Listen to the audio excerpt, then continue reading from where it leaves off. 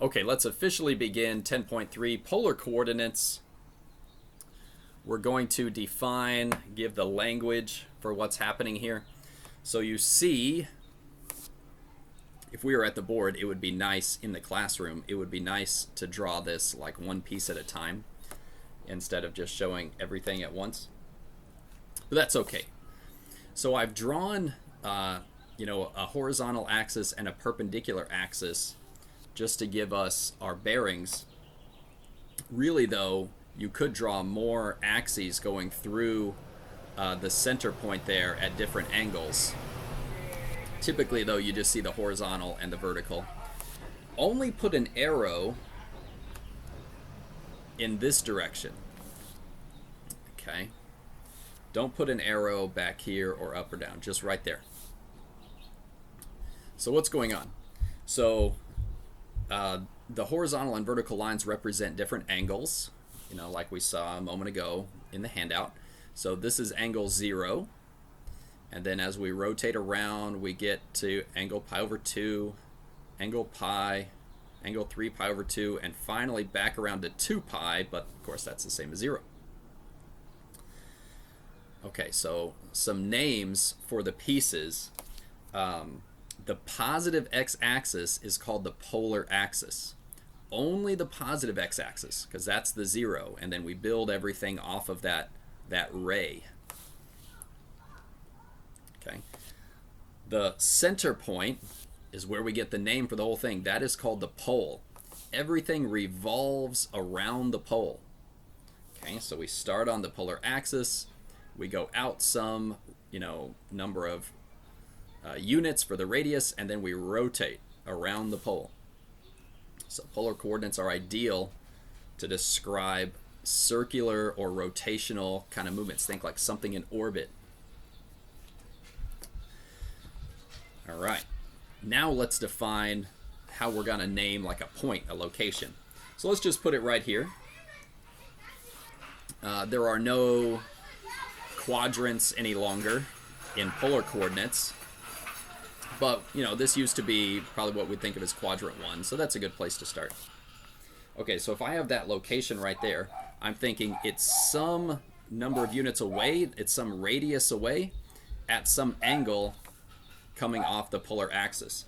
So we're going to call that r comma theta. Okay, and so that tells me how many units to go out, and then the theta tells me how to rotate. Now, what's interesting even more about polar coordinates, if you see over here, turns out r is actually what we are going to think of as the dependent variable. Theta is the independent variable.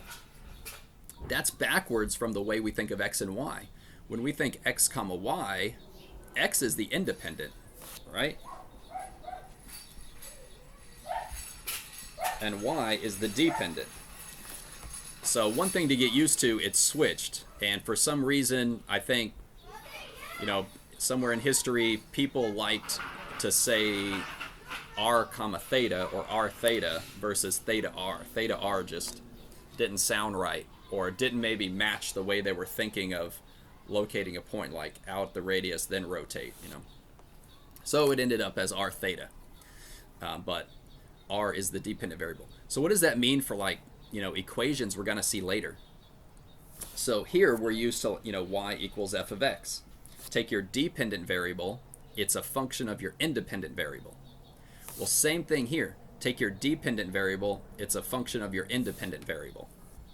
They just happen to be backwards, the way we write the ordered pair. Okay. Well, there you go. All right, again, we've plotted some points, so that was kind of just getting our feet wet with this new coordinate system. Now we're going to talk about converting from polar to Cartesian and Cartesian back to polar. We're going to do that, quite a bit in these first couple problems. Again, we're just kind of like getting used to this coordinate system, and then how is it related to the one we're familiar with? Okay. So I think I'll just show you all this. It'd be more fun if we could kind of talk it out and almost like discover it together in class. But oh well. All right, here's what we're going to do. How to convert from polar to Cartesian. So I'm going to make that drawing again, right? Here's my polar axis right there. And I'm going to just kind of name some point up here. You know, it could be anywhere, but this is an easy spot. And I'm going to note, okay, there's some radius to go out and some angle off of the polar axis. But the way we used to do it, xy, was say, well, what's the x coordinate and what's the y coordinate, right? So there's definitely a relationship between x, y, r, and theta, right? If you know x and y, you should be able to figure out what r and theta are. And the reverse, if you know r and theta, you should be able to get x and y because it's all tied together there in the picture. So how are we going to do that? Well, you notice, hey, if I take the cosine of theta, isn't that x over r? Because I got a right triangle. The cosine of theta is x over r. And if I take the sine of theta, that's y over r. So the idea is if I'm given r and theta, how do I get x and y? Well, if I know r and I know theta, then I can get x. If I know r and I know theta, I can get y. A little bit easier if I multiply the r's to the left and just say it like this. X equals r cos theta, y equals r sine theta. If I know r and theta, I can very quickly figure out what x and y are. And there you go. If you have a polar coordinate and you want to figure out the Cartesian coordinate, boom. Okay, let's kind of just play with that a little bit. I've got a couple of examples here. Try and keep that on the screen. Let's go with one of those points that we saw a few minutes ago on the handout, 2, 5 pi over 6. Well, let's see. The idea is to get the Cartesian coordinate of the same location. So I know r, I know theta. Well, let's put it all in there. And I think I'm just going to end up showing you the whole thing. Okay, no problem. So x is 2 cosine 5 pi over 6. Oh, got a little bit more. Okay. I don't think we need that anymore. I've got a little bit small on my page. So that ends up being 2 times negative root 3 over 2, which is just negative root 3. So that ends up being the x coordinate. Y is 2 sine 5 pi over 6, which turns out to just be 2 times a half, which is 1. So the same location, thinking of the xy plane, is negative root 3 comma 1. And I've kind of got this note here. If we were in class together, you can graph polar coordinates in Desmos. Maybe I can show you here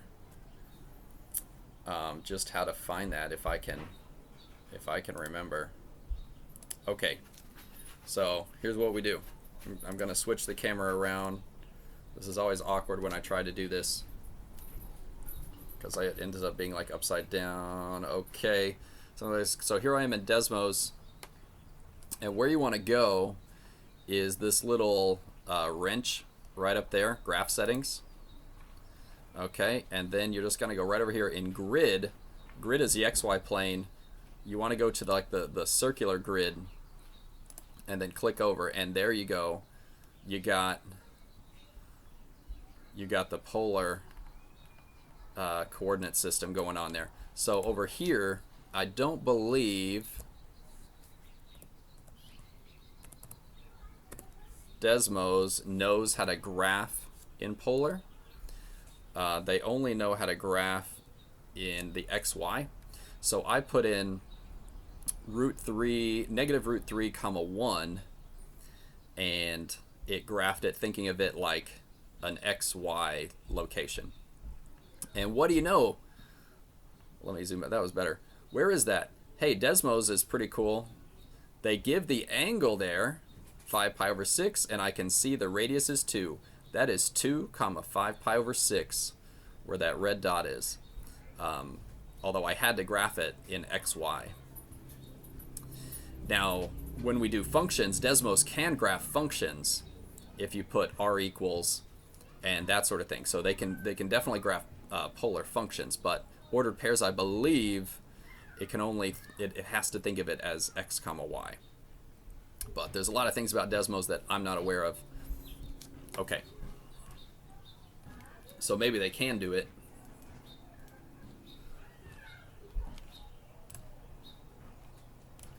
All right. Let's try one more. Hey, we saw this one a moment ago as well. Negative 3 comma 2 pi over 3. Well, I think I'm just going to show you. It's kind of scrunched at the bottom of my page, but I think that's clear enough. There's not a whole lot to actually do. That's r, that's theta. So I got x equals r cosine theta, negative 3 cosine 2 pi over 3. And I just went ahead and just did the whole thing. That's 3 over 2. Y equals negative 3 sine 2 pi over 3. And that all works out to be y equals negative 3 root 3 over 2. So the xy coordinate 3 over 2 comma negative 3 root 3 over 2. And I kind of made the same note there. Check it out. I'll just have you guys do this one if you feel like it. In Desmos, graph this point right here, but do it with the polar grid and see if that's really the same location. So much more fun if we do it in class together. Tough luck for us. For me, really, for me. Hey, let's talk about the opposite. Let me get rid of all this. What if we want to go the other way? We're given the Cartesian coordinate xy, we want the polar. Well, it's the same drawing, right? But this time we know x and y, and we would like to figure out r and theta. How's that going to work? Well, we'll just kind of have to think of another relationship here. Based on the right triangle, if I know x and y, I can definitely get r, right? Pythagorean. X squared plus y squared equals r squared.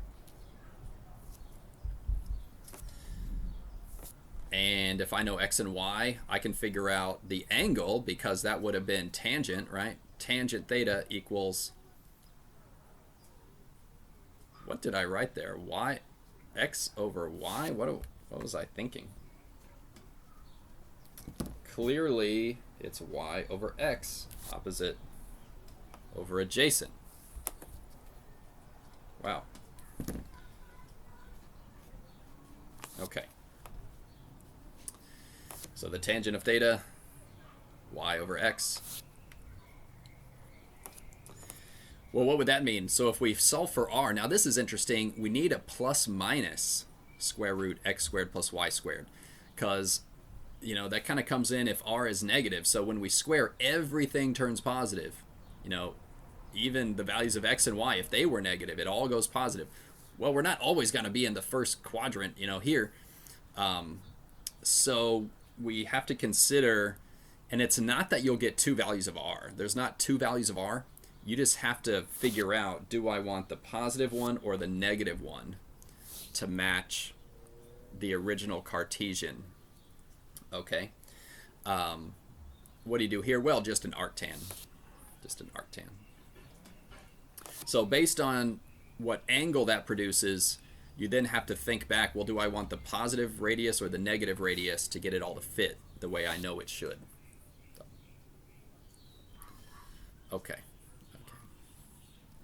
Let's check out an example. How about the Cartesian coordinates 1, -1? Keep it simple. Okay. Well, let's figure out the r. Well, I just got everything here. I'm just going to show you the whole thing. Okay, so r plus or minus square root 1 squared plus -1 squared. We get, it's either positive root 2 or negative root 2. We don't know yet. Let's look at theta equals arctan Why? I did it again there. Oh my gosh. Y over X. Luckily, that doesn't change the answer.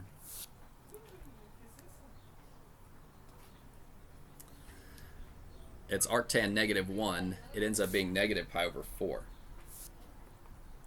Okay, so thinking about, let me get this out of the way.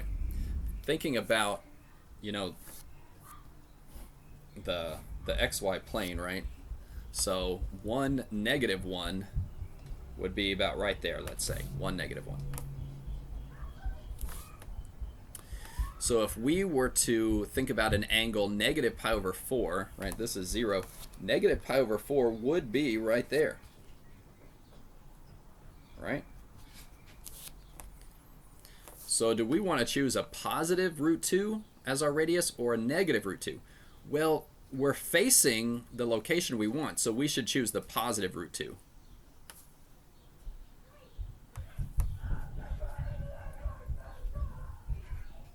If that, because we are going in that direction. So our answer, well, we could say it as simple as root 2 negative pi over 4. I think that'd be the most natural way to go. Some people, you know, I mean, you just kind of think like there are other ways to name that same location, right? You could add 2 pi and go all the way around and make it a positive angle if you wanted to. If you add 2 pi, well, that's 7 pi over 4, but still a positive root 2 as your radius. You know, you can get even more creative and think of, you know, facing this direction, but having a negative radius if you really wanted to. What would that be? So if you add pi, that'd be 3 pi over 4 if you were facing that direction. So you could also say negative root 2, 3 pi over 4. So you're facing this way, but you're walking backwards. You know, you could do that. That would work also. Okay, very nice. I think I have another one. Oh, no, I don't. We've got a more difficult example. Let's stop this video here. See you in the next one.